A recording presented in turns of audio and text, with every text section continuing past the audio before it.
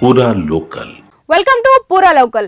తెలంగాణలో స్థానిక సంస్థల ఎన్నికల ప్రక్రియ వేగం పుంజుకుంది. సర్పంచ్, వార్డు సభ్యులు, ఎంపీటీసీ, జెడ్పీటీసీల ఎన్నికల కోసం అభ్యర్థులు సిద్ధమవుతుండగా రాష్ట్ర ఎన్నికల సంఘం అర్హతలు, నామినేషన్లు, డిపాజిట్ ఖర్చు పరిమితులపై మార్గదర్శకాలను విడుదల చేసింది. రేషన్ డీలర్లు పోటీ చేయవచ్చని స్పష్టం చేసిన ఎస్ఈసీ ప్రభుత్వ ఉద్యోగులు, అంగన్వాడీ కార్యకర్తలు, మత సంస్థల ప్రతినిధులు, కాంట్రాక్టర్లు మాత్రం అనర్హులని తెలిపింది. నామినేషన్ సమయానికి 21 సంవత్సరాలు నిండిన వారు మాత్రమే అర్హులు.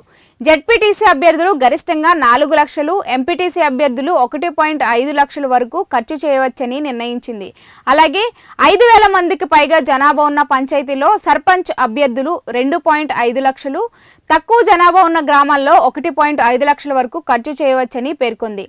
ఎన్నికల్లో పోటీ చేసే అభ్యర్థులు తమ కేటగిరీ ఆధారంగా డిపాజిట్ చేయాలి. జెడ్పీటీసీ జనరల్ అభ్యర్థులు 5,000 రూపాయలు, ఎస్సీ, ఎస్టీ, బీసీ మహిళలు 2,500 చెల్లించాలి.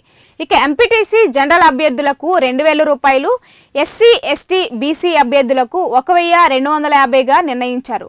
అభ్యర్థులు తమ ఆస్తులు, అప్పులు, నేర చరిత్ర వివరాలతో అఫిడవిట్ సమర్పించాల్సి ఉంటుంది. ఇక తప్పుడు సమాచారం ఇస్తే చట్టపరమైన చర్యలు తప్పవని ఎస్ఈసీ హెచ్చరించింది. పోలింగ్ కు 48 గంటల ముందు ప్రచారం నిలిపివేయాలని, అనుమతి లేకుండా మైకులు లేదా ర్యాలీలు నిర్వహించరాదని కూడా సూచించింది.